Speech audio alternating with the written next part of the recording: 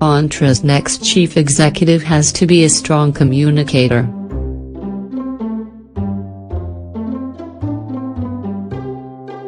Opinion: Theo Spiering's resignation is a chance for Fonterra to recruit someone who can not only talk the business talk but better connect with the urban public.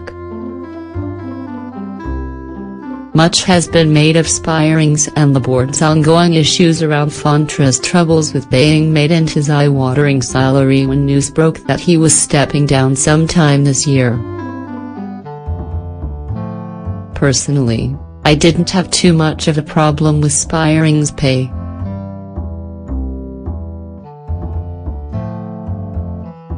When you're in charge of a global company that employs 20,000 people, you should be well paid.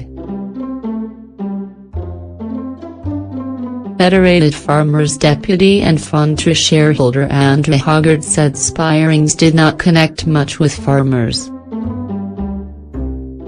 It goes further than that because he never really connected with the public, and here is the opportunity for Fonterra to change that. Spiering's replacement has to be a strong communicator.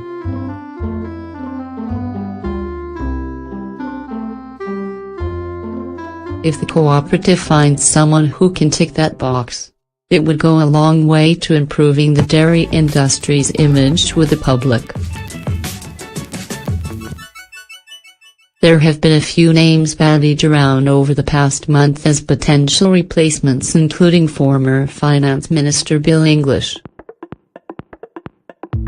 I would add to that list Thielen Farm Group's Justine Kidd and former Tatcha Cooperative Dairy Company Chief Executive Paul McGilvary as two others that could do the job with aplomb. This industry still suffers from image problems with the public that Olive Richie McCaw's televised milk deliveries won't change. It's a pity because, by and large, Fonterra takes its corporate responsibility role seriously and does a lot of good in the community. Spiering's gets flack for his low profile, but this was one legacy he should be proud of. All this gets lost in the fog, and there are many reasons for this.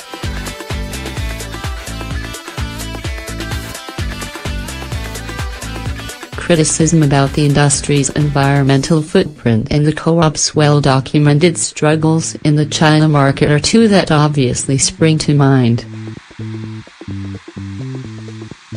They will take time to fix, but one of the problems that can be easily rectified is its communications strategy. Like it or not, the chief executive along with the chairman is the face of the company, and that means fronting up to the public, as well as the fourth estate. That is the price to pay when you're the country's biggest company executive and are as influential as Fonterra is when it comes to the economy. The solution is simple. One of the first acts the new chief executive should do is add into the company's value manifesto or mission statement that all New Zealanders, not just its suppliers, are its shareholders. This is obviously in principle only, but this simple mindset change should become a cornerstone value.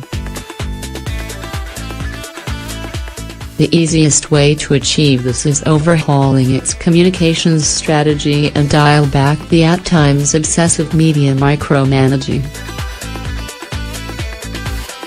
A good place to start are the shareholder meetings.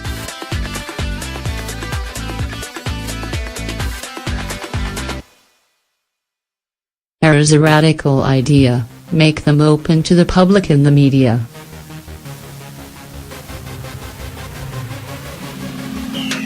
Before an angry farmer jumps in and remonstrates that what goes on behind those closed doors is none of my business, let me point out that, I'm sorry buddy, but the economic performance of your cooperative has a huge effect on the national economy, and that makes it my business and everybody else's. Another wasted opportunity is their global dairy updates.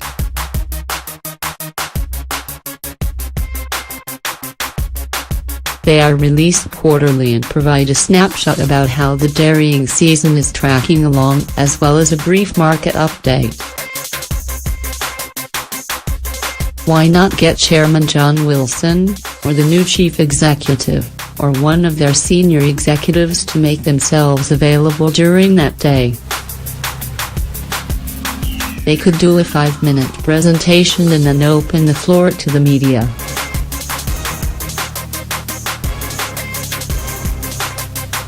It will go a long way in turning into a company all New Zealanders would be proud of, not just the dairy industry.